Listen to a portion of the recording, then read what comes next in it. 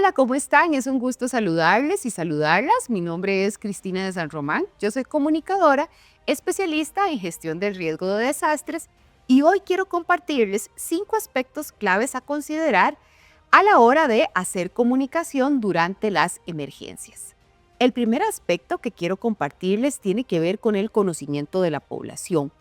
Entender cómo percibe el riesgo una población, cómo lo interpreta, cómo lo ha aprendido a afrontar, dependiendo de la experiencia vivida, pero también qué ha aprendido a partir del conocimiento que ha recibido de sus padres y de sus abuelos. Entendiendo cómo afrontan regularmente este tipo de emergencias, podemos identificar si hay brechas en comunicación y ser más eficientes en nuestro mensaje.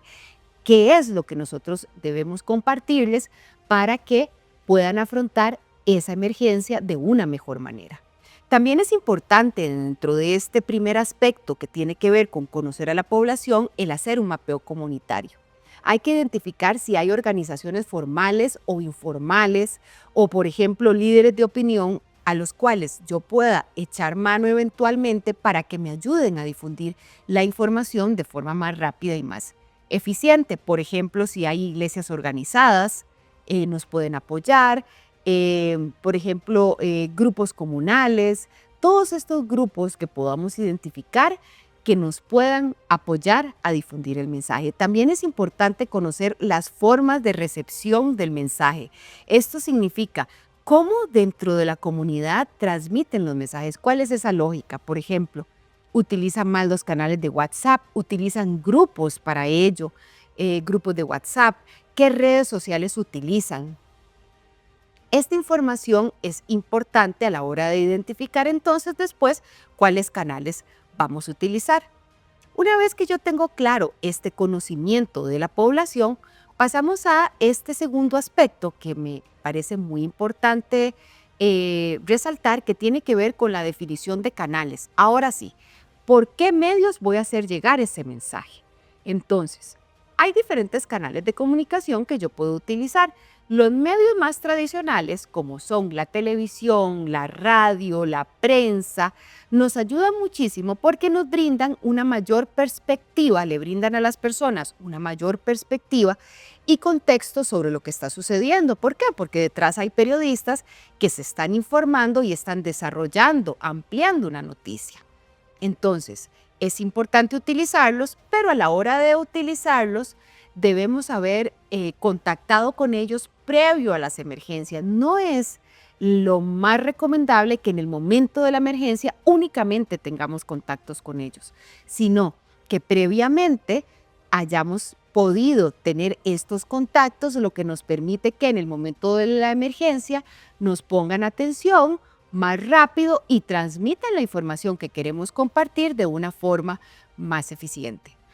Asimismo, hay otros canales como las redes sociales, que es un canal que llamamos medio no tan tradicional, aunque cada vez más tradicional, donde la información de última hora fluye más rápidamente. Entonces, es importantísimo, es vital utilizar, además de los medios tradicionales, las redes sociales para difundir información. Y es que las redes sociales además nos permiten que las personas nos retroalimenten a las instituciones para poder saber qué está sucediendo de una forma más rápida. Entonces es una gran oportunidad de tener una comunicación bilateral. Asimismo, como utilizamos los canales tradicionales como las redes sociales, que son claves, también es importante considerar los medios locales. En algunas comunidades y regiones los medios locales son muy fuertes y hay que identificarlos. Por ejemplo, si hay un canal de televisión local, hay una radio local o hay una prensa, ya sea prensa escrita o incluso prensa digital local, es importante que podamos también trabajar con ellos para difundir información. Otros canales, otros medios pueden ser, por ejemplo, el perifoneo en las comunidades. Entonces, estos medios locales también los debemos considerar. Algo muy importante, específicamente hablando de las redes sociales, es poder echar mano de todas las herramientas que ahora nos permiten. Por ejemplo, las redes sociales nos permiten hacer segmentación digital. Eso significa que podemos, a partir de lo que nos brinda la plataforma para definir al público al que vamos a transmitir la información, podemos definir factores como, por ejemplo, la ubicación geográfica de dónde están las personas, cuáles son sus patrones de comportamiento, cuáles son sus características demográficas. Entonces yo puedo enviar comunicación de una forma más certera. Por ejemplo, puedo enviar a una población general cierta información, pero a una población específica, en una zona específica geográfica, donde sé que tienen mayor vulnerabilidad y que va a ser, por ejemplo, más impactada por un fenómeno natural, enviarles una información específica diferenciada, y eso es importante aprovecharlo. También es importante saber escoger la red social adecuada para el público al que yo le voy a hablar. Es muy distinto hablarle a un público de personas entre 40 y 60 años como personas menores de 40 años o, por ejemplo, personas entre los 15 y 25 años. Sabemos que, por ejemplo, redes sociales como Facebook es una red social más para público más adulto, pero, por ejemplo, un Instagram, otra red como TikTok, es una red social para un público más joven. Entonces, es importante que escojamos las redes sociales adecuadas y que nuestros mensajes se adapten a esas redes sociales en función del público al que nos vamos a dirigir. También es importante mantener nuestras redes sociales actualizadas. En la mayoría de las ocasiones, como les mencioné anteriormente, la primera información se busca a través de las redes sociales. Y si yo mantengo mis redes sociales actualizadas, sobre todo durante las emergencias, con información constante, voy a minimizar aquellas noticias falsas que regularmente van a suceder y que van a estar en Internet. Entonces, por eso es importante mantener actualizadas nuestras redes sociales.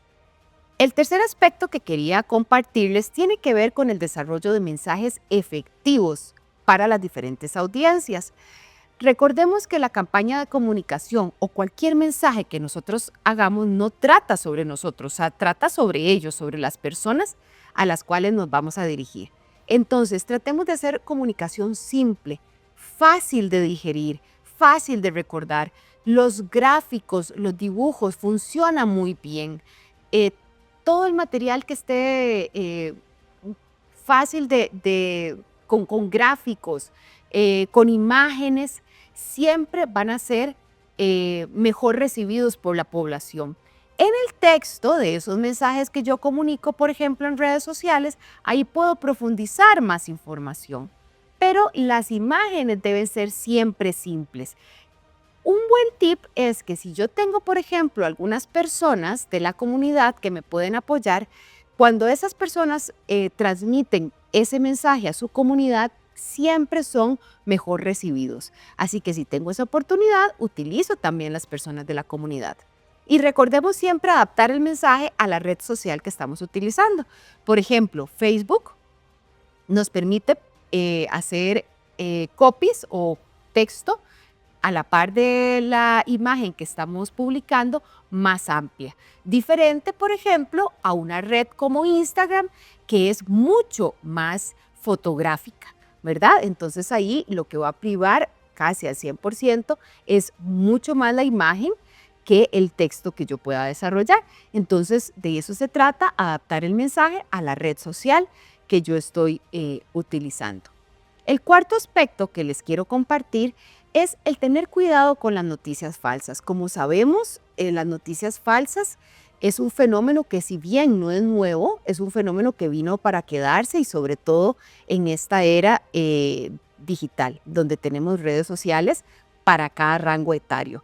Entonces, estemos monitoreando estas noticias falsas de forma constante durante las emergencias y utilicemos nuestras propias redes para desmentir estas noticias falsas, sobre todo en el menor tiempo posible que podamos. Podemos hacer comunicación alternativa oficial que desmienta estas noticias y subirlas en todas nuestras redes sociales en el momento de las emergencias. Y por supuesto utilizar otros canales como por ejemplo los medios tradicionales comunicar efectivamente a los periodistas de una radio, de la televisión, de la prensa, para que nos ayuden también a desmentir estas noticias falsas. Y el último y quinto aspecto que les quería compartir es la importancia de medir los resultados de la comunicación que nosotros hacemos.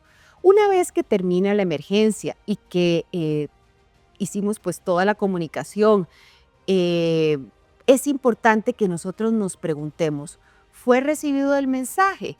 ¿Se modificó la percepción? ¿Realmente logramos que la población hiciera lo que nosotros queríamos a partir de este mensaje que hicieran? ¿Hubo un cambio en ese comportamiento? Es importante que lo midamos porque ante otra emergencia futura podemos hacer modificaciones en nuestra comunicación para ser más eficientes. ¿Y cómo podemos hacer eso? Bueno, podemos hacer desde cuestionarios en línea, que son muy fáciles de compartir a través del WhatsApp y pedirle a la población que lo llenen. También podemos hacer, por ejemplo, algún taller de evaluación en una comunidad participativa y les preguntamos, o podemos hacer simplemente visitas de campo a comunidades específicas que nosotros identifiquemos y les preguntemos por qué medio recibió el mensaje, qué entendió por el mensaje, si les sirvió ese mensaje, qué otras recomendaciones nos darían. Esto también es importante que nosotros lo tomemos en consideración. Y muy bien, bueno. Estos eran los 5 aspectos que les quería compartir. Espero que sean de muchísima utilidad. Muchas gracias.